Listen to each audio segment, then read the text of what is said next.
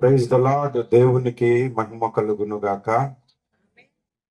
నజరేయుడైన యేసు క్రీస్తు వారి శ్రేష్టమైన నామములో మీ అందరికీ శుభములు, ఆశీర్వాదములు తెలియజేస్తున్నాను. మీ మధ్య ఈ దినమందు వాక్య పరిచర్య చేయటానికి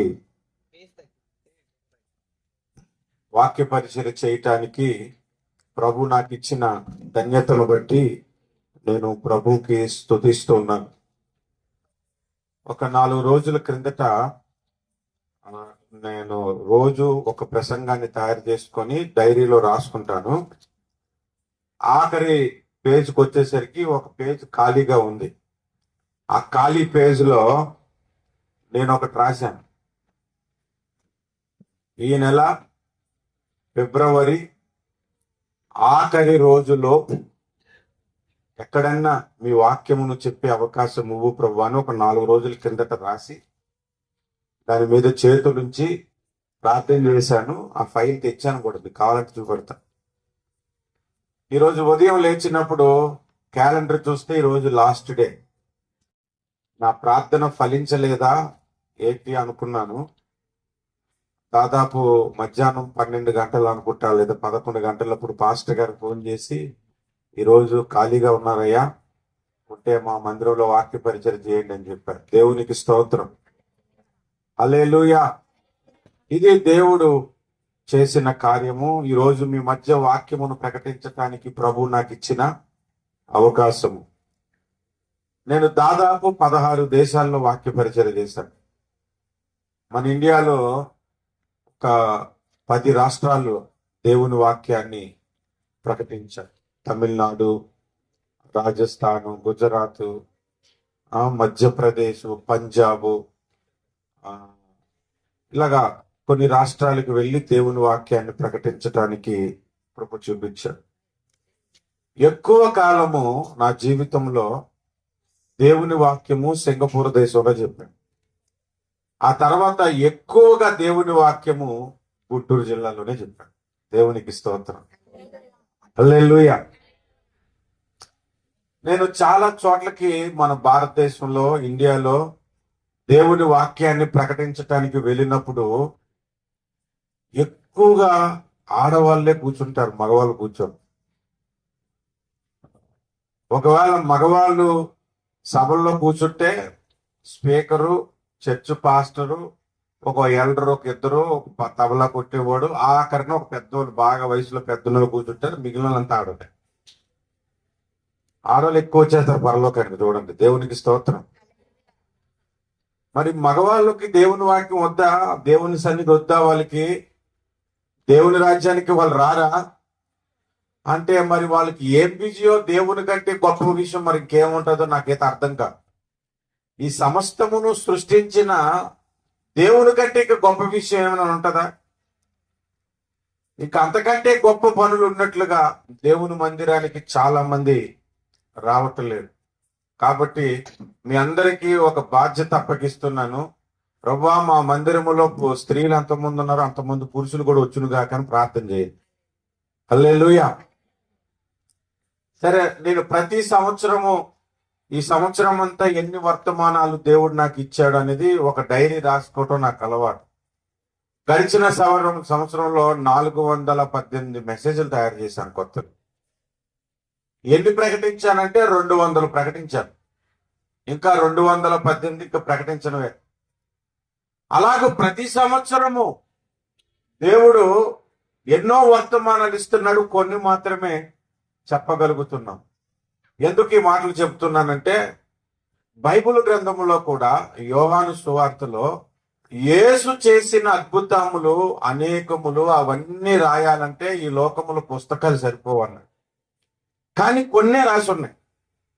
ఆ కొన్నే రాసి ఉన్నాయంటే ఆ కొన్నిటిలో నుంచే దేవుడు గొప్ప కార్యాలు చేస్తున్నాడు అన్నమాట. ఆ కొన్నిటిలో నుంచే, ఆ రాయబడిన కొన్ని సంగతుల నుండి ఈ ప్రపంచాన్ని రక్షించటానికి సరిపోతుంది అన్నమాట. దేవునికి స్తోత్రం, హల్లెలూయా, హల్లెలూయా. ఈరోజు మీ మధ్యకు వాక్యమును ప్రకటించటానికి దేవుడు నా హృదయంలో పెట్టిన ఒక సందేశాన్ని అయ్యగారు నాకు ఫోన్ చేసిన వెంటనే కొద్ది సమయం బైబుల్ తీసి ప్రసంగాలు ఎక్కువైపోతే ఏం చెప్పాలో ఎదుక్కోవాలి మళ్ళీ. మరి నేను ఇప్పుడు దాకా చెప్పనిది ఏదైనా ఉంటే ప్రభు అది మరలా ఇక్కడ ప్రకటించడానికి సహాయం చేయని ప్రార్థించుకొని ఒక వర్తమానాన్ని దేవుని సన్నిధిలో సిద్ధపాటు చేసుకొని మీ వద్దకు వచ్చాను. మూల వచనముగా ఒక వచనాన్ని మనం చదువుదాము. 100వ కీర్తన 4వ వచనము, 3వ వచనము. యెహోవా దేవుడని తెలుసుకొనుడి, ఆయనే మనలను పుట్టించెను, మనము ఆయన వారము, మనము ఆయన ప్రజలము, ఆయన మేపు గొర్రెలము. 95వ కీర్తన 6వ వచనములో కూడా ఆయన మన దేవుడు, మనము ఆయన పాలించు ప్రజలము, ఆయన మేపు గొర్రెలము. ఇంకొక వచనం కూడా చదువుదాము. యెహెజ్కేలు గ్రంథము 34వ అధ్యాయము ఆఖరి వచనము. 34వ అధ్యాయం. కొద్దిగా మైక్ అడ్జస్ట్ అయ్యిందండి ఎవరన్నా.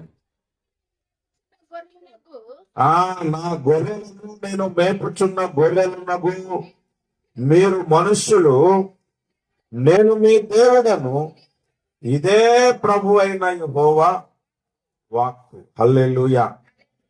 ఇంకా అలా చదివించుకుంటూ వెళ్ళిపోతే బైబిల్లో ఎక్కువ సందర్భాల్లో మనలను గొర్రెలతోనే పోల్చాడు.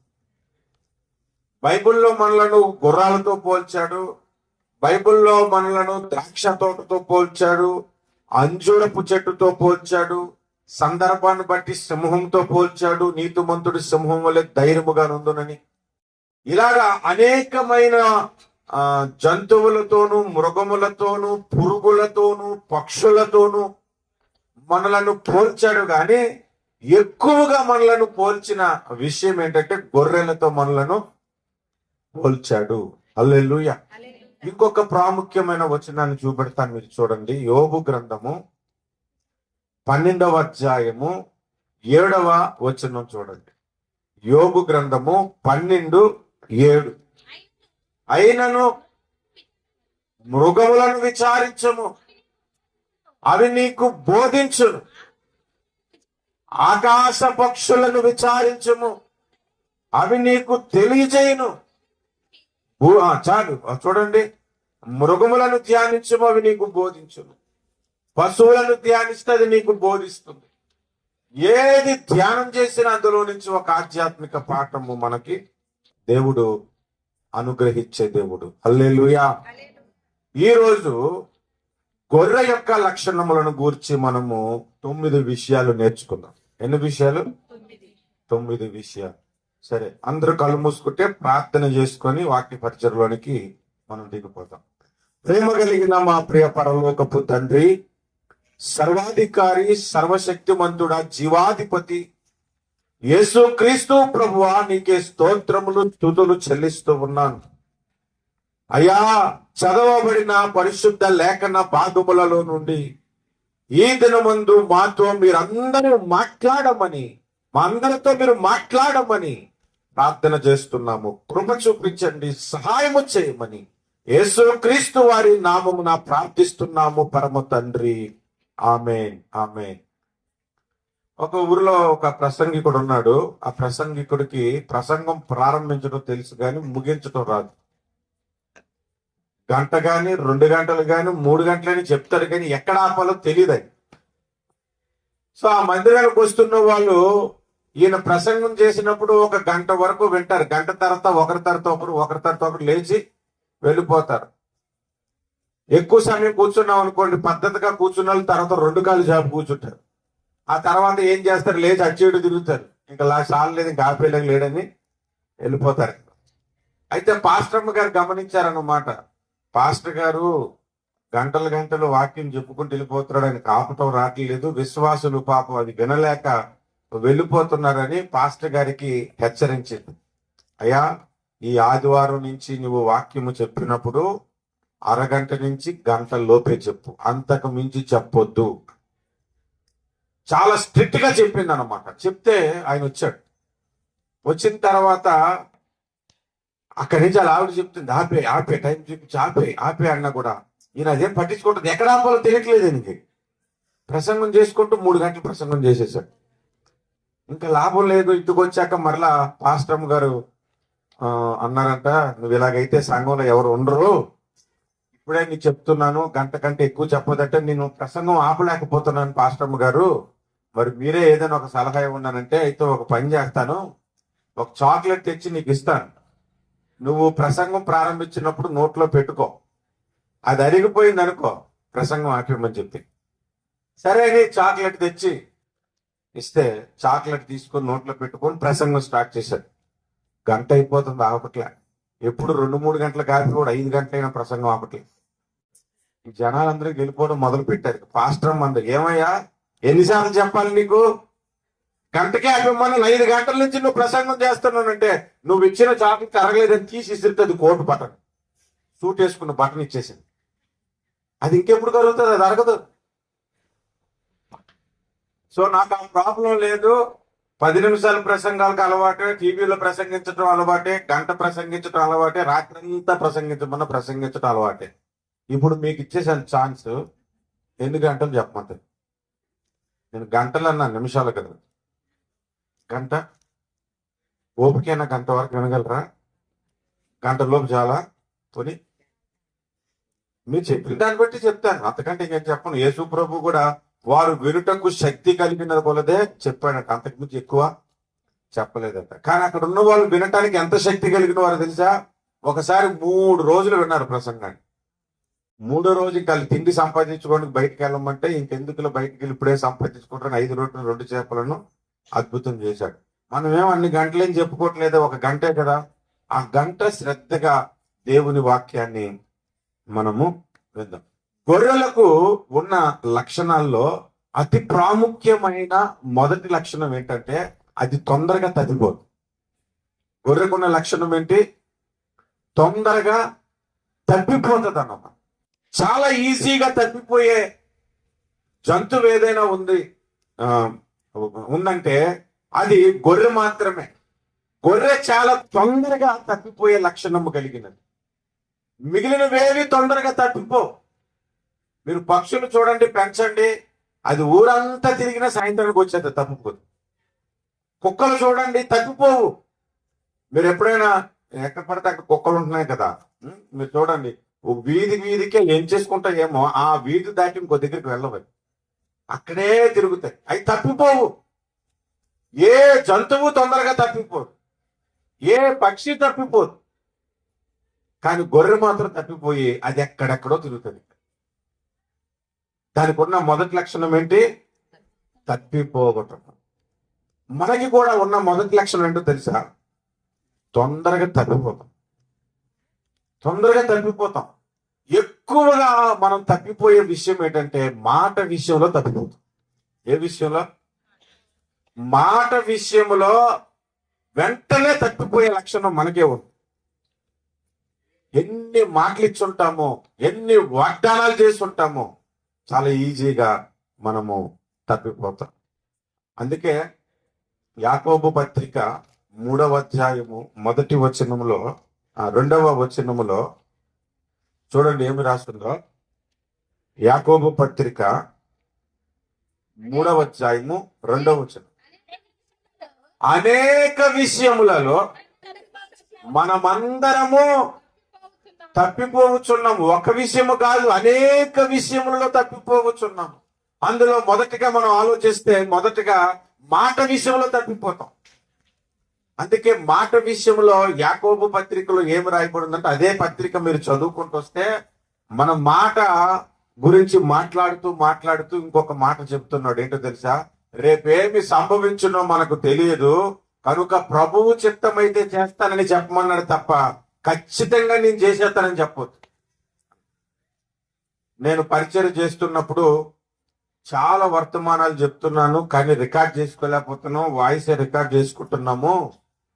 ఒక కెమెరా కొనుక్కోవాలి మన చర్చికి అని చెప్పాను. అప్పుడు కెమెరా ఫోన్లు లేవు, పెద్ద కెమెరా కొనుక్కొని పెట్టుకున్నాను. ఒక ఆయన వచ్చి నాకు మాట ఇచ్చి 10 ఏళ్ల వరకు కూడా దాని జోలికి పోలే. ఏమిచ్చాడంటే, వచ్చే వారము కెమెరా మన మందిరంలో ఉంటది, నేనే దానికి స్పాన్సర్ అన్నాడు, అందరూ చప్పట్లు కొట్టారు. అంతే. ఆ వారం నుంచి కనబడలేదు మనిషి. మాట ఇచ్చేశాడు, తప్పిపోయాడు. అందుకే మాట మనం ఇవ్వకూడదంట. మన నోటి నుండి జారిన మాటను మనం వెనక్కి తీసుకోలేం. కాబట్టి అది ఎప్పుడు మనలోనే ఉంచుకోవాలి. త్వరపడి మాట ఇవ్వకుండా ఉండటానికి బైబిల్ మనకి ఏం చెప్తుందంటే, ప్రభు చిత్తమైతే అన్న మాట వాడమను.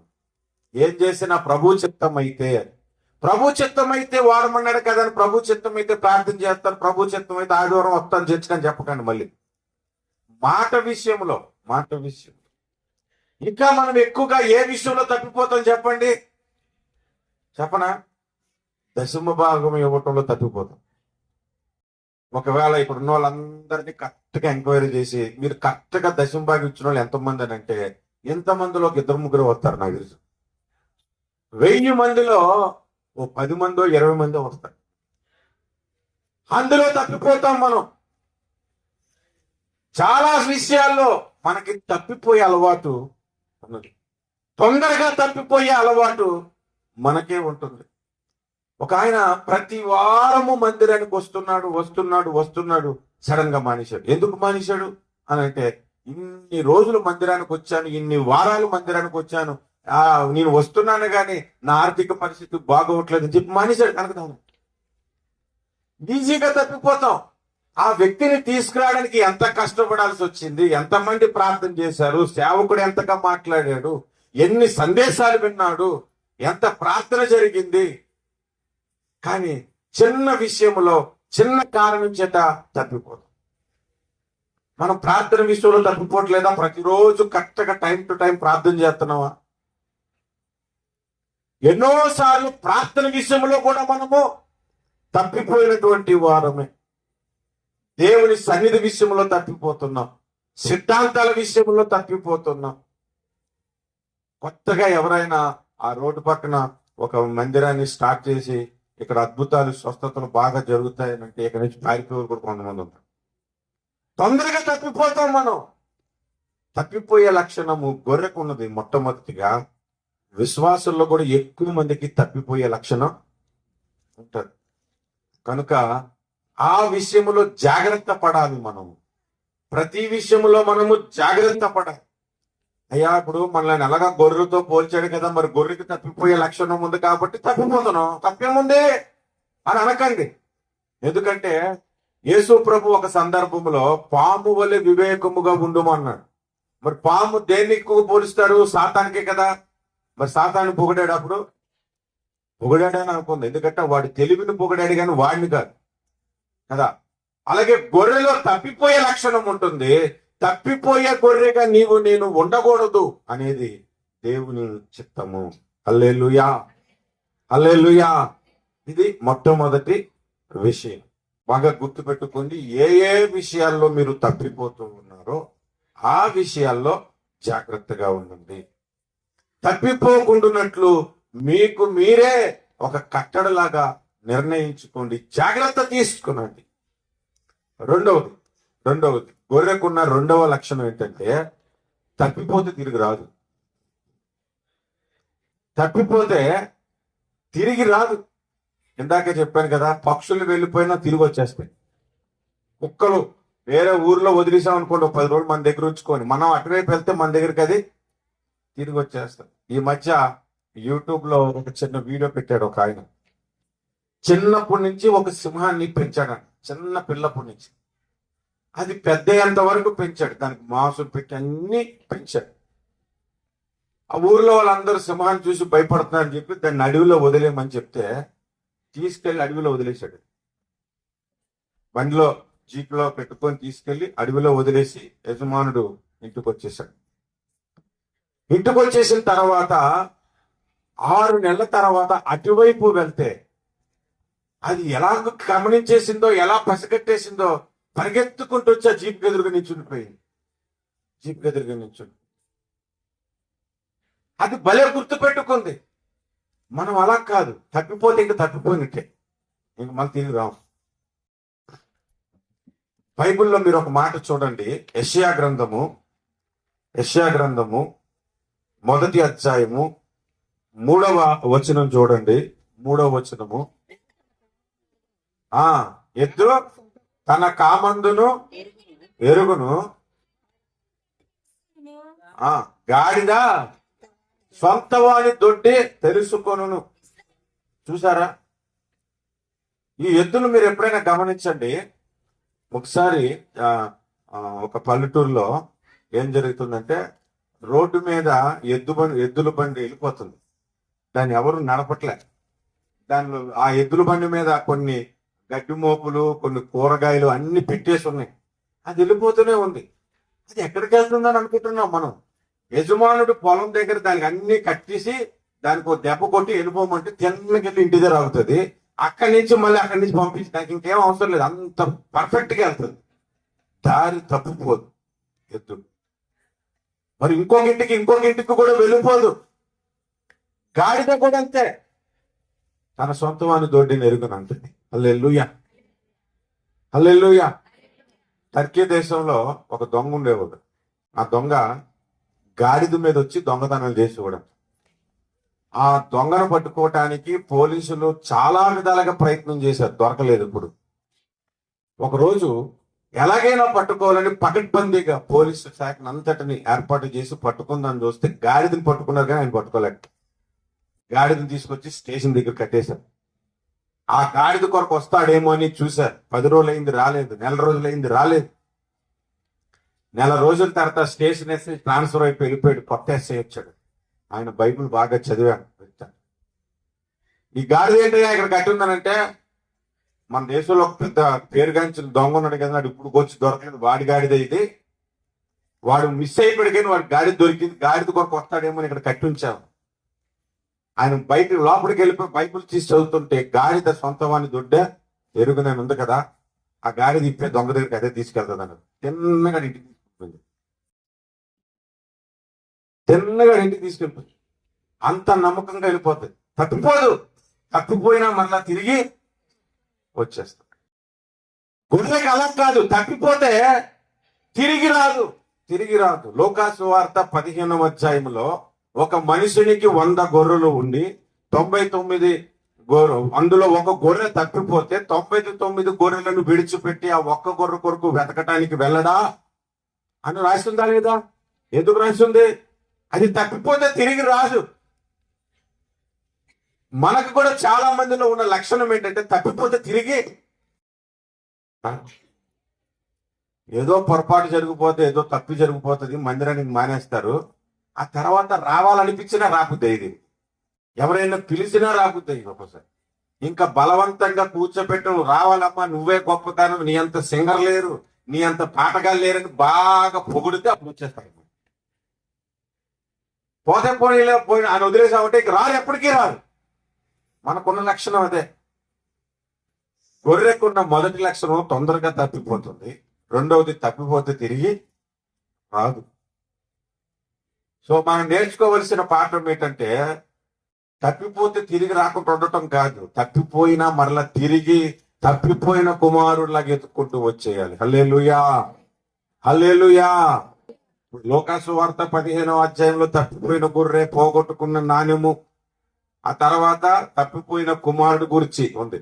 పోగొట్టుకున్న నాణ్యాన్ని వెతికి పట్టుకున్న, తప్పిపోయిన గొర్రెను వెతికాడు. కానీ తప్పిపోయిన కుమారుడు వెతికాడా? వచ్చేంత వరకు వెయిట్ చేశాడు.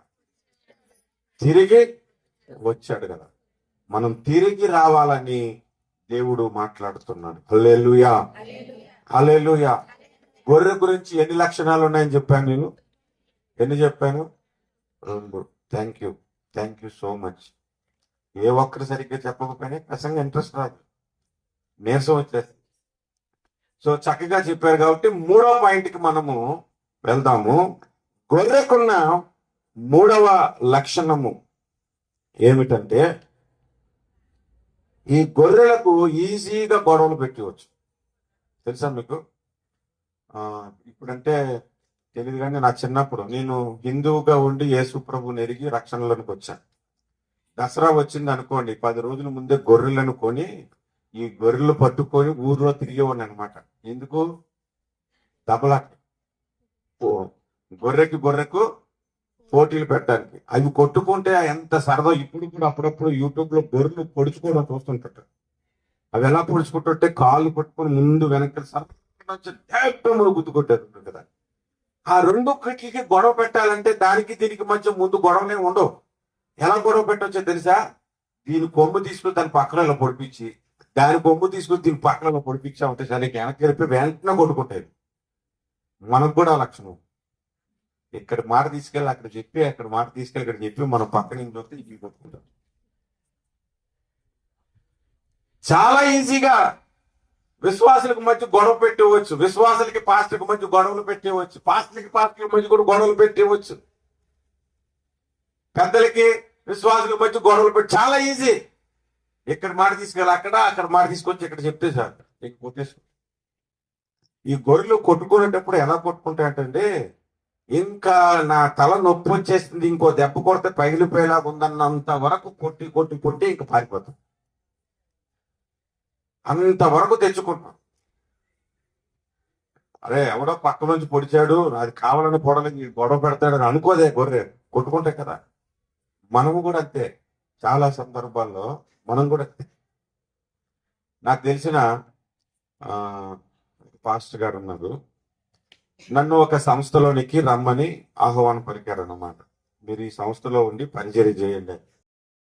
నేను ఇంకా ఆలోచించుకుంటున్నాను వెళ్దామా వద్దా అని. వెళ్ళొచ్చు వెళ్ళకపోవచ్చు, ఒక్కొక్కరి ఇష్టం ఏముంది. దేవుని చిత్తం అయితే వెళ్ళొచ్చు, దేవుని పిలుపుంటే వెళ్ళొచ్చు కదా. నేనైతే ప్రార్థన చేసుకుంటున్నాను, ప్రభువా వెళ్ళమంటావా, ఓన్గా మినిస్ట్రీ పెట్టుకోమంటావా అని. నేను పొరపాటున మినిస్ట్రీలోనికి వచ్చేస్తానేమో, వచ్చేస్తే నా స్థానం తగ్గిపోద్దేమో అని అక్కడున్న వ్యక్తి నా దగ్గరకు వచ్చి, ఆ మినిస్ట్రీలోకి రావడం బదులు నేను వచ్చి తప్పుకోలేకపోతున్నాను, రాలేకపోతున్నాను, అది ఇదేం బోర్డు చెప్పేశాడు. అక్కడ పోయి మనోడు వచ్చాడు అనుకోండి, మన మినిస్ట్రీ అంతా పోతుంది అని ఆయనకి చెప్పేశాడు. వాళ్ళు నాతో మాట్లాడలేదు, నేను వాళ్ళతో మాట్లాడలేదు. ఎందుకంటే మధ్యలో ఒకటి ఉన్నాడు గొడవ పెట్టేది. చాలా సందర్భాలు ఇలాగే జరుగుతుంది. చాలా సందర్భాలు విశ్వాసులు కానీ ప్రతి ఒక్కరూ కూడా గమనించుకోవలసిన ఒక విషయం ఏంటో తెలుసా? ఏదైనా మీ కళ్ళతోని చూస్తేనే, మీ చెవితో వింటేనే నమ్మండి, కానీ ఒకరు చెప్పింది నమ్మొద్దు. హల్లెలూయా, హల్లెలూయా. సొంత తల్లి చెప్పినా కూడా నమ్మొద్దు, సొంత అన్నదమ్ముడు చెప్పినా కూడా నమ్మొద్దు. అంతే. మనం ఎలాగంటామంటే, తల్లే కదా, నా తల్లి నాకు అబద్ధం చెప్తుందా అనుకుంటాం. తల్లి కూడా ఏమనుకుంటుంది, నేను చెప్తాను ఖచ్చితంగా నమ్ముతాడని అనుకుంటుంది. అంతే. చాలా సింపుల్. మా అక్కే కదా, మా అక్క నాకు మంచి గురికి కోరుకుంటుంది అనుకుంటా, కానీ ఆమెమనుకుంటుంది, మా చెల్లి కాబట్టి నేను చెప్తే ఖచ్చితంగా వింటది, నేను చెప్పాను కదా నమ్ముతుంది, గుడ్డిగా నమ్మేస్తుంది అనుకుంటా. అందుకే ఎవరు చెప్పినా కూడా అది నిజమా కాదా అనే జ్ఞానము మనం కలిగి ఉండాలి. జాగ్రత్త పడాలి, మనం జాగ్రత్త పడాలి. ఈజీగా గొడవలు పెట్టడానికి అనేకులు ఉంటారు. నేను సింగపూర్లో పరిచయం చేస్తున్నప్పుడు పాటలు పాడుతూ ఉన్నాము, ఆరాధన జరుగుతూ ఉంది. ఒక పక్క కీబోర్డు ఒక ఆమె కొడుతుంది, కీబోర్డు లేడీయే కొడుతూ ఉంది. ఇంకొక ఆమె ఏమో పాట పాడుతూ ఉంది. ఆరాధన మధ్యలో ఒక ఆమె లేచి వచ్చి ఆ కీబోర్డు ఆ వైర్లే పీక్సి కీబోర్డ్ సంకలో పెట్టుకుని వెళ్ళిపోయింది. పాస్టర్ గారు ఎలా నోరేసుకొని చూస్తున్నారు, మేము ఎలా చూస్తున్నాం. ఏమైందంటే కీబోర్డ్ కొన్నది ఆమె, పట్టుకెళ్ళిపోయిన ఆమె. చర్చికి ఇచ్చేసినప్పుడు పట్టుకెళ్ళకూడదు కదా, ఆరాధన మధ్యలో పట్టుకెళ్ళిపోతుంది. మాకేం అర్థం అవట్లేదు. ఆ కీబోర్డు కొడుతున్న ఆమెకి ఈమెకి మధ్య ఎవరో గొడవ పెట్టేశారు. నా కీబోర్డు ఆమె కొట్టడం ఏంటి అని చెప్పి ఆ కీబోర్డ్ పట్టుకెళ్ళి ఆరాధన.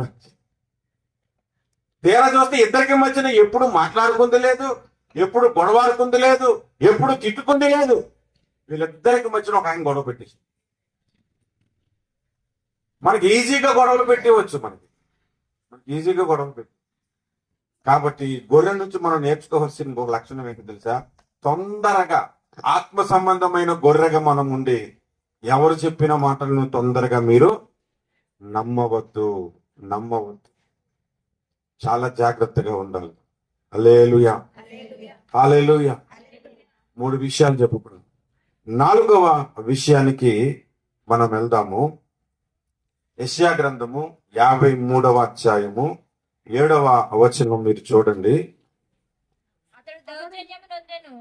అతడు దౌర్జన్యమునొందెను, బాధింపబడినను తను నోరు తెరవలేదు. వదకు తేబడు గొర్రె పిల్లయు మౌనముగా నుండునట్లు నోరు తెరవలేదు. యేసు ప్రభు నోరు తెరవలేదంట. ఇలా నోరు తెరవలేదు అని అంటే గొర్రె పిల్లలాగా నోరు తెరవలేదు, మౌనముగా ఉన్నాడు అని రాయబడి ఉంది. గొర్రె పిల్లలాగా ఆయన నోరు తెరవలేదు, మౌనముగా ఉన్నాడు. అంటే మనం నేర్చుకోవాల్సింది ఏంటో తెలుసా? గొర్రె తిరగబడదు, గొర్రె గొడవలు పెట్టుకోదు. మనము కూడా ఇక్కడ మాత్రం గొర్రె లక్షణం ఖచ్చితంగా మనకి ఉండదు. హల్లెలూయా. ఊరికే గొడవలు పెట్టుకోకూడదు. సాధ్యమైనంత వరకు మనము మౌనముగా ఉండుట మంచిది. మౌనముగా ఉండుట మంచిది. ఒక పక్క ఇశ్రాయేలీలు సైన్యము తరుముకుంటూ వస్తున్నారు. ఐగుప్తీయులు ఇశ్రాయేలీలను తరుముకుంటూ వస్తున్నారు. వీళ్ళు త్వరపడి ఐగుప్తు నుండి వెళ్ళిపోతూ ఉన్నారు. ఎదురుగా ఎర్ర సముద్రం వచ్చేసింది. అప్పుడు వీళ్ళు ఏం చేయాలి? వెనకున్న సైన్యం మీద తిరగబడాలి. ముందు మోషేకు అడుగుతున్నారు, అటు నుంచి ఆ సైన్యం వస్తుంది, ఏం చేయమంటారు? వాళ్ళు మోసే పట్టుకుండా ఒక్కొక్కటి కత్తులు తిరిగి వేసేద్దాం వాళ్ళు కదా అంటే గొడవకి వెళ్ళిపోవాలి. కానీ మోషే ఏమన్నాడో తెలుసా? ఊరకయే ఉండి దేవుడు చేయు కార్యములను చూడమన్నాడు. అంటే మౌనంగా ఉండండి, దేవుడు ఏం చేస్తాడో మీరు చూడండి. ఇక దేవుడు చేశాడు కదా కార్యము, ఎర్ర సముద్రం రెండుగా చీల్చేశాడు. హల్లెలూయా. మనం మౌనముగా ఉంటే మన శత్రువులను దేవుడే తరివేస్తాడు. దేవునికి స్తోత్రం. అందుకే మనము మౌనముగా ఉండాలి. మౌనముగా ఉండుట దేవునికి స్తుతి చెల్లించుటయే అని బైబిల్లో రాయబడి ఉంది. మీరు చూడండి, బైబిల్లో 37వ కీర్తన 7వ వచనము, 62వ కీర్తన 1వ వచనము 5వ వచనము, 65వ కీర్తన 1వ వచనం. ఇందులో ఏ వచనం చదివినా మీకు ఒక విషయం అర్థం అవుతుంది. నేను మౌని అయి ఉండి దినమంతయు నేను చేసిన నా ఆర్తధ్వని వలన చూడండి, మౌనముగా ఉండి ప్రార్థన చేస్తాం. మనం అనుకుంటాం మనలో మనం ప్రార్థన చేసుకుంటే దేవుడు వింటాడు లేదని గట్టిగా కేకలేసి ప్రార్థన చేస్తే వింటాడు అనుకుంటారు కొంతమంది. మనం మనసులో అనుకున్నది కూడా దేవుడు వింటూనే ఉంటాడు. మనం బెడ్డ మీద పడుకొని మనసులో ప్రభువా ఏంటని మనం అనుకున్నది కూడా ప్రార్థనగానే స్వీకరించే దేవుడు. నువ్వు రోడ్డు మీద నడుస్తూ మనసులో చేసిన ప్రార్థన కూడా దేవునికి ఆయన చెవుల్లో వినపడతాయి. మౌనముగా చేసిన ప్రతి ప్రార్థనకు కూడా దేవుడు ప్రతిఫలం ఇస్తాడు. దేవుని మందిరానికి వచ్చిన హన్న మనసులోనే ప్రార్థన చేసింది. తన పెదాలు కదటమే ఏలి చూశాడంట. అంతే, ఆ ప్రార్థనకు ప్రతిఫలము దొరికింది. హల్లెలూయా, హల్లెలూయా. మౌనముగానే ఉండి మన ప్రార్థన దేవుని యొద్దకు చేరేలాగా ప్రార్థన చేయాలి. దేవునికి స్తోత్రం. గొర్రె మౌనముగా ఉంటుంది, తిరగబడదు. మనము కూడా గొడవలు పెట్టుకోవద్దు, తిరుగుబాట్లు చేయొద్దు. మౌనముగా దేవుని కార్యము కొరకు ఎదురు చూద్దాము. మౌనముగా దేవునికి ప్రార్థన చేద్దాము. హల్లెలూయా. అసలు దేవుని మందిరంలో మౌనముగా ఉండి ఆయన్నే చూస్తున్నాను, ఆయన ఇక్కడ ఉన్నాడు, ఆయనకి నాకు సంబంధం ఉందని సైలెంట్ గా ఉంటే చాలంట. అది గొప్ప స్తుతియాగం అయిపోతుంది. గొప్ప స్తుతియాగం అయిపోతుంది. హల్లెలూయా. కొంతమంది ప్రార్థన చేస్తుంటారా? ప్రార్థన చేస్తున్నారో తెలియదు, గొడవడుతున్నారో తెలియదు. ప్రార్థన ఎలా చేయాలండి? మీ ఊర్లో ప్రెసిడెంట్ ఉన్నాడు అనుకో, ప్రెసిడెంట్ దగ్గరికి వెళ్ళారు, అయ్యా మా వీధిలో కాలువ వేయాలి, ఏదైనా సహాయం చేసి కొద్దిగా కాలువ వేయండి అయ్యా, రోజు బురద వచ్చేస్తుంది అని మాట్లాడతారా?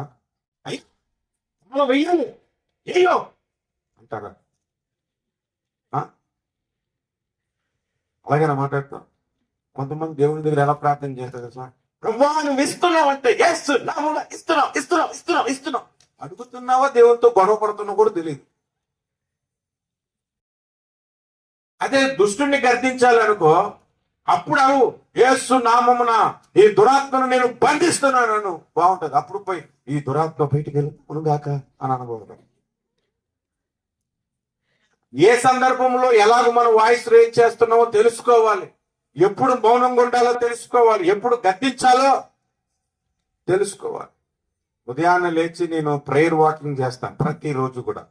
4:30కి లేచి 1 గంట ప్రార్థన చేసుకుంటూ ఒక రౌండ్ 7 కిలోమీటర్లు నడుచుకుంటూ వెళ్ళి నడుచుకుంటూ వచ్చేస్తాను. ఉదయాన్నే లేవగానే ఈ కుక్కలు అలా వస్తుంటాయి. కొంచెం దూరం వెళ్తాను, వస్తూనే ఉంటాయి. నేనేమన్నా మౌనం కొట్టాను, ఒకసారి చూస్తాను అనగానే పైన వెళ్ళిపోతాంతే. దురాత్మను అలా గర్దించాలి. దేవుని దగ్గర వినయముగా ప్రార్థించాలి. ప్రార్థించటం తెలియకపోతే మోకరించి మౌనముగా ఉండి నీకేది కావాలో అది నీ మనస్సులో అనుకో. దేవుడు గొప్ప విజయాన్ని దయచేస్తాడు. హల్లెలూయా, హల్లెలూయా. దేవునికి స్తోత్రం. ఎన్ని లక్షణాలు చెప్పుకున్నాం గొర్రెను గురించి? 3, 4, 34. 4. మొట్టమొదటిది, రెండవది 3 ఈజీ గొడవలు పెట్టి వస్తాయి. 4 మౌనముగా ఉంటుంది. దేవునికి స్తోత్రం. 5వ విషయానికి వెళ్తాం, దయచేసి చూడండి. 5వ విషయము యోహాను సువార్త 10వ అధ్యాయము 27వ వచనములో, నా గొర్రెలు నా స్వరము వినును. హల్లెలూయా. అంటే గొర్రెకు కాపరెవరో తెలిసిపోతుంది.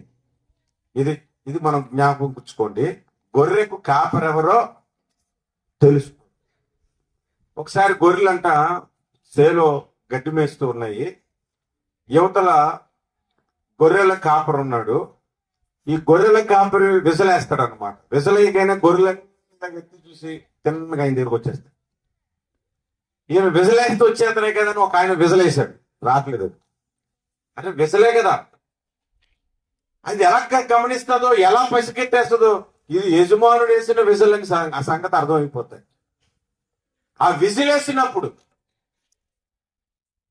నేను విజిలేయగలను, ఆ గొర్రెల కాపరి కూడా వేయగలడు. కానీ మనం విజిలేసినప్పుడు దానికి తెలిసిపోతే ఇది ఎవడో చేస్తాడు, మనకు సంబంధం లేదని. కనీసం తలవని పైకెత్తి చూడు. అంత పర్ఫెక్ట్ గా, యాక్యురేట్ గా గొర్రెల కాపరి స్వరాన్ని ఎరుగుతాయి గొర్రెలు. తమిళనాడులో నాకు ఒక ఫ్రెండ్ ఉండేవాడు. తమిళనాడులో ఆయన ఒకసారి చెప్పాడు, వాళ్ళ నాన్నగారికి గొర్రెలు. ఆ ఫ్రెండ్ లో ఒకడు మంచిగా ఎవరి వాయిస్ నైనా 2 నిమిషాలు మాట్లాడితే ఆ వాయిస్ ని కాపీ చేశాడు. మిమిక్రీ చేయగలడు అనమాట. ఇప్పుడు సీఎం గారు, చంద్రబాబు నాయుడు గారు లాగా మాట్లాడే వాళ్ళు అంటారు కదా, అందరికి వందనం మిమ్మల్ని అంటారు కదా, అలాగే. లేదంటే జగన్ లాగా అలాగా మిమిక్రీ చేయగలడు అనమాట. ఆ గొర్రెల కాపరి వాళ్ళ నాన్నగారు వాయిస్ ని అలాగే మాట్లాడగలరు. అదే వాయిస్ తో గొర్రెలు పిలిస్తే కనీసం ఎత్తి వైపు చూడలేదు, వాయిస్ చేంజ్ అవ్వలేదు, సేమ్ అలాగే ఉంది. కళ్ళు మూసుకొని పెట్టాలి, నాన్న మాట్లాడినట్టు. ఒకసారి చర్చికి ఒక అబ్బాయి వస్తున్నాడండి. వస్తున్నప్పుడు టీ పట్టురారా అని చెప్తే టీ పట్టురాడంటాడు మా ఫ్రెండ్. పాస్టర్ గారికి టీ పట్టురారంటే పట్టుకొస్తాడంటాడు. అప్పుడు ఏం చేశాడంటే వాడు నా గొంతుతో మాట్లాడేసాడు అవతల. మాట్లాడేసి టీ పట్టురానంటే అన్న తెచ్చేద్దరా నాన్న, ఇప్పుడు తెచ్చేద్దరని తెచ్చాడు. తెచ్చితే పాస్టర్ గారు అంటే ఇక్కడ రాలేదు. మరి టీ తెమ్మని ఫోన్ చేశారు అనంటే చేసింది నేనురా, నాకంటే తేవని నేను. మనం తొందరగా మోసపోతాం, కానీ గొర్రెలు అలా మోసపోవు. గొర్రెలు కాపరి స్వరము వినును, ఎరుగును. మీ కాపరి స్వరము మీరు ఎరగాలి. మీ కొరకు ఏర్పాటు చేయబడిన దైవజనుడి ఆ స్వరమునకు మీరు లోబడాలి. కొన్ని గొర్రెలను చూస్తాను, ఒక మందిరానికి వస్తారు, హైదరాబాద్లో ఉన్నోరికి కానుక పంపిస్తారు. ఇక్కడి నుంచి ఆయనకు పంపిస్తారు. ప్రతి శుక్రవారం టీవీలో ఆయన అరగంట చెప్తాడు. ఈయన మాత్రం నెలంతా ఈయన్ని కాపలా కాస్తాడు. నెలంతా ఇంట్లో పుట్టినరోజులకి ప్రార్థన, చచ్చిపోతే ప్రార్థన, బాగోకపోతే ప్రార్థన, అన్నిటికీ పాస్టర్ గారిని వాడుకుంటారు. కానుక మాత్రం హైదరాబాద్లో ఉన్న ఆయనకు పంపిస్తారు. ఏ గొర్రె స్వరం వింటున్నావు నువ్వు? ఏ కాపరి స్వరం వింటున్నావు నువ్వు? గొర్రెలు తన సొంత కాపరి స్వరము వినును. హల్లెలూయా. మనందరికీ ప్రధాన కాపరి యేసు ప్రభు. ఆయన స్వరం ఏమిటో కూడా మనము ఎరగాలి. ఆయన స్వరం ఏమిటో కూడా మనము గ్రహించాలి. కాపరి స్వరము మనం ఎలా గ్రహించాలో యేసు ప్రభు స్వరము కూడా వాక్యములో నుంచి మనము గ్రహించగలగాలి. బైబిల్లో నుంచే కదా అని ప్రతి బోధను మనం నమ్మకూడదు. బైబిల్లో నుంచే చెప్తారు, కానీ అది సరైన బోధ కాదు, అది సత్యము కాదు. ఉదాహరణకు మనకు బైబిల్ దొరికింది, కానీ బైబిల్లో సత్యము దొరకలేదు. కొంతమంది బైబిల్ ఉంది మనకు, కానీ బైబిల్లో సత్యము దొరకలేదు. సత్యము ఇంతకు ముందు కూడా మీ దగ్గర చెప్పానో మరి ఎక్కడ చెప్పానో తెలియదు, కానీ ఒక ఆయన బైబిల్లో గీతలు గీకండి. బైబిల్ అంటే ఏమనుకున్నారు? దేవుడు వాక్యమే ఉన్నాడు, వాక్యము దేవుడై ఉన్నాడు. మీరు దేవుడి మీద గీతలు గీస్తున్నారు, జాగ్రత్త, దేవుడు తాట తీస్తాడు. ఈయన ఏం చేశాడు? బైబిల్ అయిపోయిన తర్వాత తీసి బ్యాగ్లో పెట్టేశాడు. మరి దేవుడిని బ్యాగ్లో పెట్టి వచ్చా? బైబిల్ దేవుడు కాదు, వాక్యము దేవుడు. అంతే. హల్లెలూయా. ఆయన మాటలు పుస్తక రూపంలో మన దగ్గర ఉన్నాయి, ఆయన మనస్సు పుస్తకం రూపంలో మన దగ్గర ఉంది. పుస్తకం దేవుడు కాదు, కానీ పుస్తకానికి గౌరవం ఇవ్వాలి. పరిశుద్ధ గ్రంథము పద్ధతిగా పెట్టుకోవాలి, జాగ్రత్తగా వాడుకోవాలి. కానీ పుస్తకాన్ని పూజించకూడదు. పూజించవలసింది వాక్యమును నామము కలిగిన దేవుడిని మనము సృజించాలి. కొంతమంది ఆయన చెప్పిందే కరెక్ట్ అనుకొని చప్పట్లు కొట్టిన కూడా ఉన్నారు. అందుకే వాక్యము దొరికింది, కానీ వాక్యములోని సత్యము దొరకలేదు. కొన్ని సందర్భాల్లో మీరు ఫీల్ అవ్వకండి, కానీ వైట్ అండ్ వైట్ వేసుకుంటేనే పరలోకంకి వస్తామన్నాడు ఒక ఆయన. ఆ చర్చిలో నాకు వాక్యానికి పిలిస్తే నేను ఆ రోజు బ్లాక్ ప్యాంటు ఒక రెడ్ షర్ట్ వేసుకుని వెళ్ళాను. అందరూ తెల్ల చొక్కాలు తెల్ల ప్యాంట్లు వేసుకుని ఉన్నారు. నేను ఒక్కడనే 10,000 మందిలో నేను ఆయన గుర్తించగలనట్టు కనబడుతున్నాను. వాళ్ళకి అందరూ నా వైపు వింతగా చూడటమే.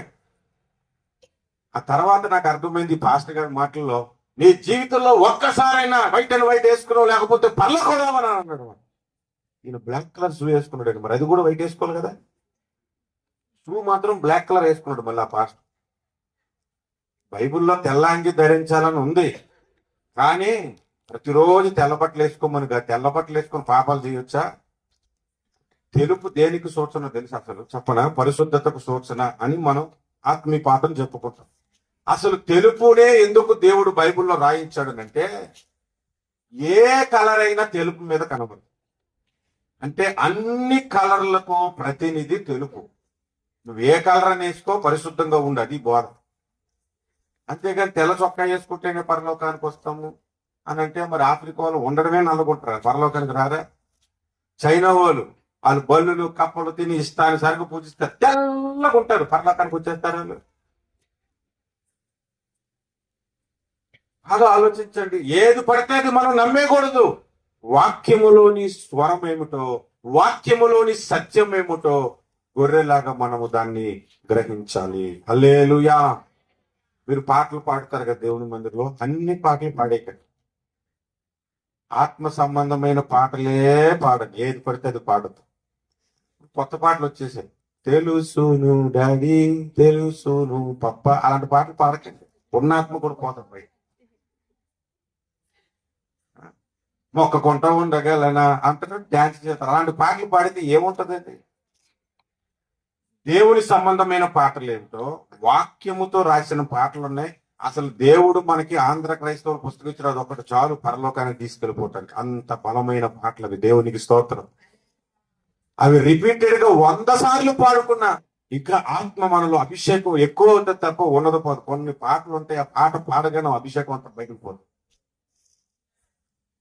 దేవుని వాక్యము లేని పాటలు ఉన్నాయి ఈనాడు. వాక్యములోని విషయాలతో పాటలు రాయటం లేదు, వీళ్ళు సొంత తలంపులతో పాటలు రాయటం ఎక్కువైపోతుంది. నీవు నిజముగా గొర్రెవైతే కాపరి స్వరం వినగలుగుతావు, పరమ కాపరి అయిన దేవుని స్వరము కూడా వినగలుగుతావు. హల్లెలూయా, హల్లెలూయా. మరొక కోణంలో మరొక మాట చూద్దాము. 6వ విషయము చూద్దాము. గొర్రె కసాయి వాడినే నమ్ముతుంది, మంచోడిని నమ్మదు. ఎప్పుడు కసాయి వాడినే నమ్ముతుంది. మనం ఎలా ఉండాలంటే జాగ్రత్తగా కషాయవాడిని నమ్మకం కాదు, తెలివిగా ఉండటం నేర్చుకోవాలి. హల్లెలూయా, హల్లెలూయా. చాలా తెలివిగా మనల్ని మోసం చేయగలిగిన వాళ్ళు ఎవరో తెలుసండి? మన రక్త సంబంధులే.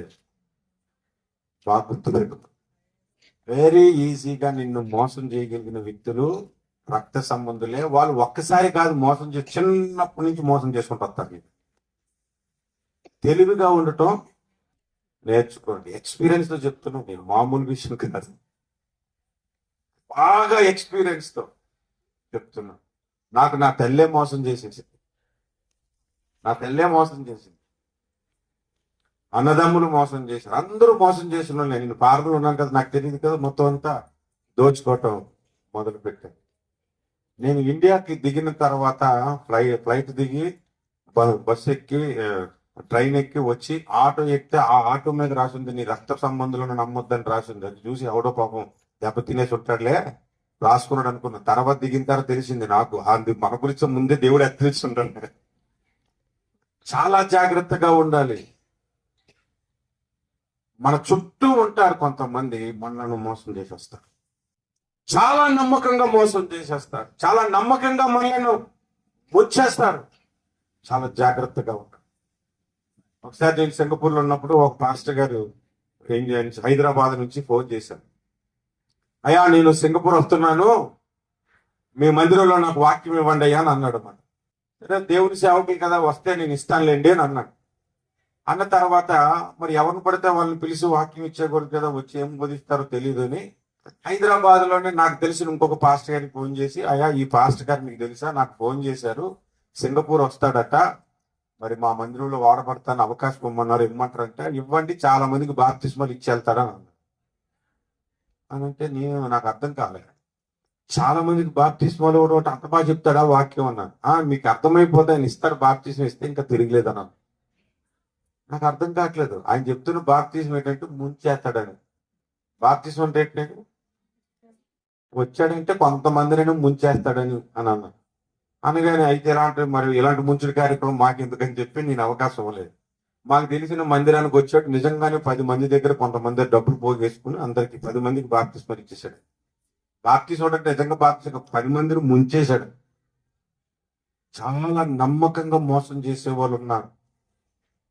తెలివిగా ఉండటం నేర్చుకోవాలి. గొర్రె కషాయవాడిని నమ్ముతుంది, మనం అలా కాదు. జ్ఞానముగా ఉండి ఏది సత్యమైనదో, ఏది న్యాయమైనదో, ఏది నాణ్యమైనదో, ఏది ఉన్నతమైనదో దానిని మనము పసిగట్టి తెలుసుకోగలగాలి. హల్లెలూయా. ఎన్ని విషయాలు చెప్పుకున్నాం? 6 విషయాలు తెలుసుకున్నాం. దేవునికి స్తోత్రం. 7వ విషయానికి వెళ్దాము, దయచేసి చూడండి. గొర్రె బలికి యోగ్యమైనది. గొర్రె దేనికి యోగ్యమైనది? బలికి, బలి అర్పించటానికి ఉపయోగపడదు. మనం ఎలా ఉండాలి? స్తుతులు అను బలులు అర్పించగలగాలి, ప్రార్థన అనే బలి అర్పించగలగాలి, ఆత్మలు సంపాదించటం అనే బలి మనము కలిగి ఉండాలి. మనమే దేవునికి అర్పణముగా మారిపో. హల్లెలూయా. మనమే ఒక అర్పణముగా మారిపోవాలి. హల్లెలూయా. నీవు దేవునికి ఒక అర్పణముగా ఉన్నావా? దేవుడు కోరుకున్న బలిగా నీవు ఉన్నావా? దేవుని కొరకు నీ జీవితాన్ని ఎప్పుడైనా అర్పించుకున్నావా?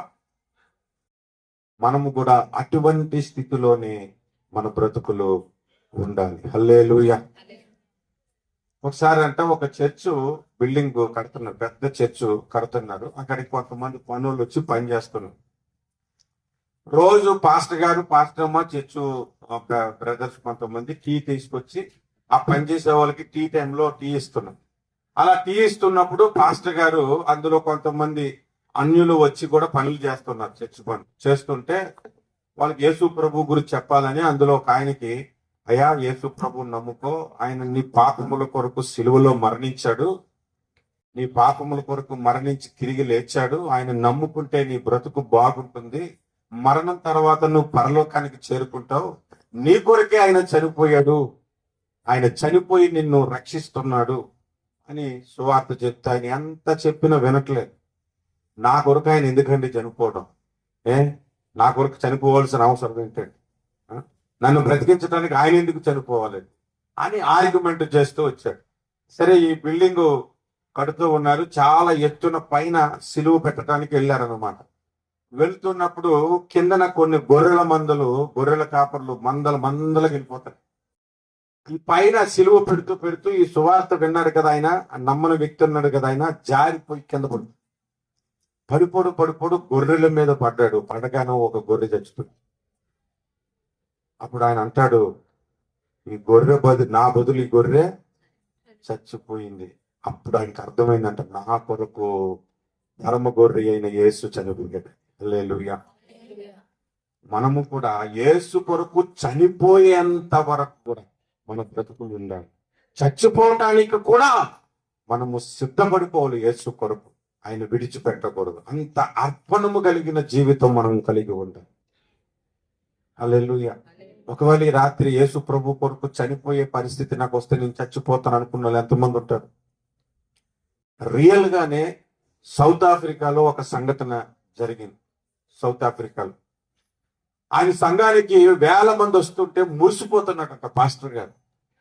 దేవుని సన్నిధికి వచ్చాడు. ప్రభా, నేను ప్రార్థించాను, సువార్త చెప్పాను, ఇన్ని ఆత్మలు రక్షించుకోవటానికి నువ్వు నాకు కృప చూపించావు, ఇంతమందిని పరలోకానికి నేను తీసుకొని నీ వద్దకు ఒక రోజు రాబోతున్నాను అని ప్రార్థన చేస్తే దేవుడు అన్నాడంట, అంతమంది పరలోకానికి రారు నాయన అని చెప్పాడట. ఎందుకు రానంటే అప్పుడు దేవుడు ఆయనకు ఒక విషయం చెప్పాడట, అందులో ఎంతమంది వస్తారో నీవే ఈ ఆదివారం పరీక్షించుకో. సంఘంలో 4 పెద్దలను పిలిచి వాళ్ళకి మాస్కులు వేసి, నల్లటి బట్టలు వేసి, చేతులకి తుపాకీలు ఇచ్చి, ఆదివారం అటు ఇటు వచ్చేసి గన్నలు పెట్టి యేసు ప్రభు కావాలా, మీ ప్రాణాలు కావాలంటే అందులో సగం మంది బయటకు పారి కొద్దిమందే ఉన్నారంట. ఉన్న తర్వాత దేవుడు చెప్పాడంట, అదే సంఘం ఆలయ పరలోకంకి వస్తారంట. దేవునికి స్తోత్రం. ప్రాణం పెట్టేంతగా ప్రభువుని ప్రేమించగలరు. నీ తల్లినైనను తండ్రినైనను ఆఖరికి నీ ప్రాణముతో సహా నీవు ద్వేషింపకుంటే ఆయనకు పాత్రుడవు కావు అని బైబిల్ చెబుతుంది. అలాంటి అనుభవం మనకి కావాలి. దేవునికి స్తోత్రం. మరొక విషయాన్ని మనం చూద్దాం. 8వదిగా, గొర్రెలు ముసలైపోయేంత వరకు బ్రతుకు. ఏ గొర్రెను ముసలైపోయేంత వరకు చూశారు మీరు? ఏ జంతువు అయినా ముసలైపోయేంత వరకు బతుకుతుందేమో, ముసలిదైపోతుందేమో, పండిపోతుందేమో. గొర్రె ఎప్పుడు చచ్చిపోతాయి? మంచి యంగేజ్లోనే చనిపోతుంది. ఎందుకు? ఆహారం అయిపోతుంది. మంచి యంగేజ్లో అది ఏమవుతుంది? ఆహారం అయిపోతుంది. ముసలైపోయిన తర్వాత దాన్ని చంపేసి అమ్ముతా అంటే ఎవరైనా కొనుక్కుంటాడు ఏంటి దాన్ని? ఒక్కోసారి మటన్ కొట్టుకెళ్తాడు బాబు, యంగ్ పెయ్యలు ఏమైనా చూడు, తింటారు కదా, యంగ్ పెయ్యలు కావాలి, యంగ్ గొర్రెలు కావాలి, యంగ్ మేకలు కావాలి. అయ్యా, మా దగ్గర ఒక గొర్రె ఉంది, అది బాగా ముసలైపోయింది, నడవలేకపోతుంది, అది తెచ్చేస్తాను, మీ కొరకు తింటారంటే తిన్నాడు. కోళ్ళు కూడా మీరు కొనుక్కునేటప్పుడు యంగ్గా ఉండాలి. ముసలైపోయిన కోళ్ళు మనం కొనుక్కుంటామండి. గొర్రెలు ఎక్కువ శాతము, ఏ జంతువు కూడా యవ్వనములో చచ్చిపోదు, గొర్రె మాత్రమే చచ్చిపోతుంది. మీకు ఒక అద్భుతమైన ఆధ్యాత్మిక పాఠాన్ని నేను మీకు చెప్తాను, మీరు వినండి. చాలా జాగ్రత్తగా మీరు విన్నారు. యవ్వనములోనే గొర్రె చచ్చిపోతుంది అని అనడానికి 2 విషయాలు చెప్తాను. ఒకటి, నీ ఆధ్యాత్మిక జీవితంలో అప్పుడే పుట్టిన పసికందు అవి ఉండొచ్చు. కొత్తగా రక్షణ పొందిన వారు పసిపిల్లలతో పోల్చాడు బైబిల్లో కదా. ఆ పసిపిల్లలను నిర్మలమైన పాలు త్రాగి రక్షణ విషయములో ఎదగమన్నాడు. అపోస్తుడైన పౌలు కూడా 1 కొరింథీ పత్రిక 3వ అధ్యాయంలో క్రీస్తునందు మీరు పసిపిల్లలే అని అన్నాడు. ఆ పసిపిల్లల తర్వాత బాలురం అవుతాం. మనము క్రీస్తునందు బాలురముగా ఉన్నంత కాలము అని పౌలు గలతీ పత్రికలో చెప్పాడు. నేను రిఫరెన్స్ చూపించట్లేదు కానీ చెప్తున్నా.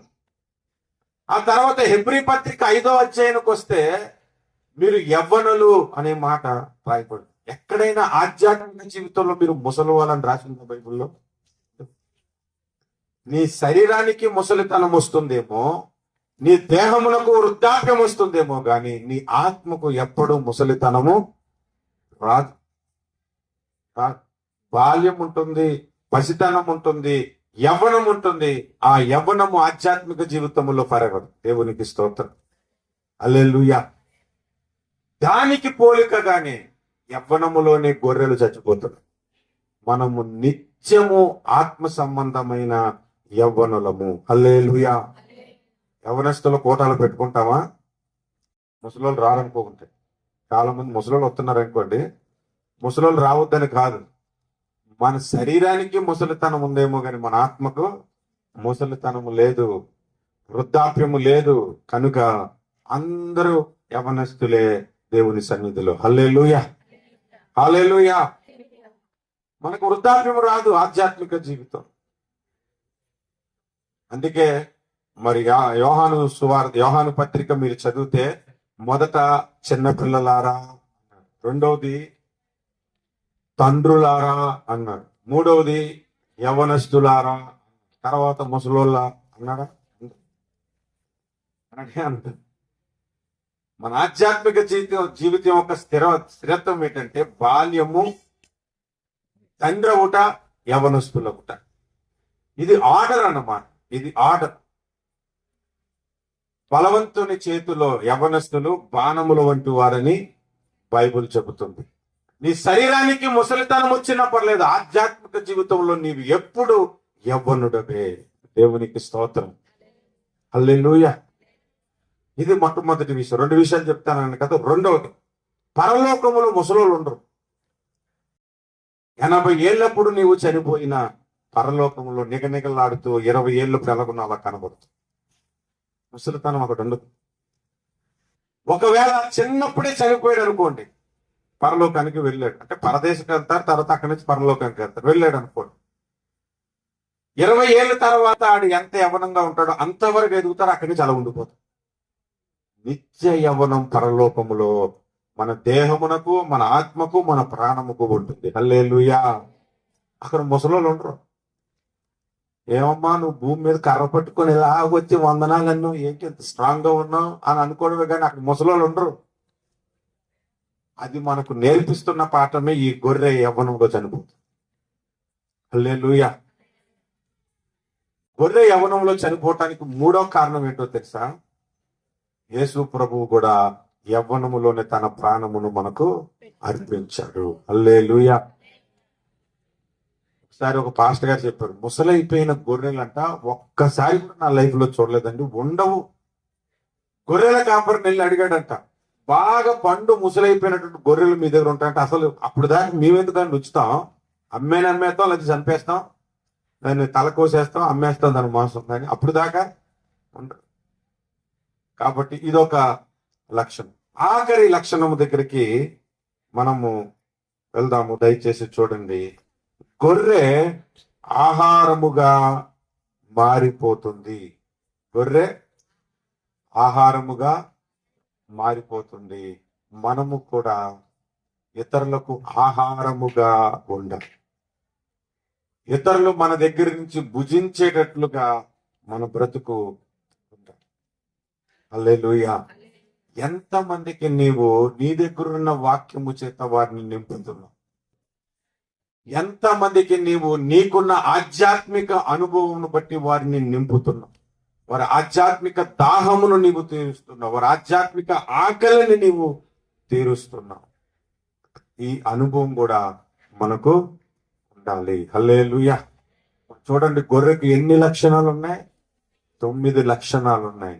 అందులో కొన్ని మనం మార్చుకోవలసిన ఉన్నాయి, కొన్ని అదే రీతిగా ఆధ్యాత్మిక జీవితంలో కొనసాగించవలసిన అవసరము ఉన్నది. మనమందరము ఆయన గొర్రెలము, ఆయన మన దేవుడు. హల్లెలూయా. గొర్రెల మన ప్రతి చోట మీకు చదివించిన మొదటి 3 వచనాలు ఉన్నాయి చూసారా? మీ దేవుడు అన్నమాట ఉంటది. నీవు గొర్రెకున్న ఆ పరిశుద్ధ లక్షణాలు, ఆ ప్రాముఖ్యమైన లక్షణాలు మీలో ఉన్నప్పుడు ఆయన మన దేవుడు. ఆయన మేపు గొర్రెలము మనము. ఆయన ఏపు గొర్రెలము కాదు, ఆయన మేపు గొర్రెలము. హల్లెలూయా. ప్రార్థన చేసుకుందాం. అందరూ కూడా కళ్ళు మూసుకునండి. కళ్ళు మూసుకునండి. గొర్రెను గూర్చి 9 లక్షణాలను మనము ధ్యానం చేసుకున్నాం. మోకరించి 9 లక్షణాలను గుర్తు పెట్టుకొని 9 రకాలుగా మీరు ప్రార్థన చేయొచ్చు. 9 రకాలుగా. ప్రభువా, త్వరగా తప్పిపోయే లక్షణము గొర్రెకుంది. నేను తప్పిపోకుండానట్లు కృప చూపు నాయనా. తప్పిపోయినటువంటి నా సహోదరులు తిరిగి వచ్చినట్లు సహాయం చేయి నాయనా. ప్రార్థన అలా చేయగలను. ఇతరులకు గొడవ పెట్టే స్థితిలో నేను ఉండకూడదు. ఇతరులకు సమాధానము కలిగించే విధముగా నేను ఉండాలి అని ప్రార్థన చేయగలగాలి. అయ్యా, తెలివిగా ఉండమంటున్నారు. కషాయవాడిని నమ్మినట్లుగా గొర్రె నేను ఉండకూడదని మీరు మాట్లాడుతున్నారు. ఇగో నీ స్వరము ఎరగమంటున్నారు. ప్రభు, నీ స్వరము ఎరిగే కృప నాకు దయచేయండి. నిత్య యవ్వనము దయచేయండి. ఇతరులకు ఆహారముగా ఉండే కృప నాకు అనుగ్రహించమని ప్రార్థిస్తూ ఉన్నాను. సహాయము చేయండి. నేను అర్పించబడాలి నీ కొరకు, బలిగా ఉండేటకు కృప చూపండి. ఇది మన ప్రార్థన. మోకరించండి. చిన్న ప్రార్థన చేసుకుందాం.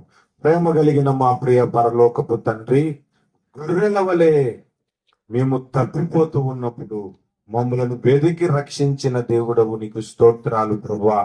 మా బ్రతుకులు మలచండి, సహాయము చేయండి.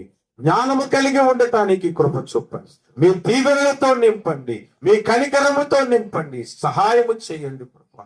ఏ విషయంలో కూడా తప్పిపోకుండానట్లు కృప చూపించమని ప్రార్థిస్తూ ఉన్నాను. అయా, నీ యొద్దకు పరిగెత్తుకొని వచ్చే కృప దయచేయండి. నీ స్వరము వినే కృప దయచేయండి. అద్భుతములు, ఆశ్చర్యములు అయా జరిగించమని ప్రార్థిస్తూ ఉన్నాను. నీ కృపలో మమ్మలను భద్రపరచమని ప్రార్థిస్తూ, మీ దీవెనలతోను మీ కృపతోను మమ్మలను నింపమని యేసు నామమున స్తుతిస్తూ ప్రార్థిస్తున్నాము పరమ తండ్రి. ఆమేన్. ఆమేన్. థ్యాంక్ యూ సో మచ్ అండి. దైవజనులకు కూడా ప్రత్యేకమైన వందనాలు. మమ్మలను ఆహ్వానించండి. Thank you so much.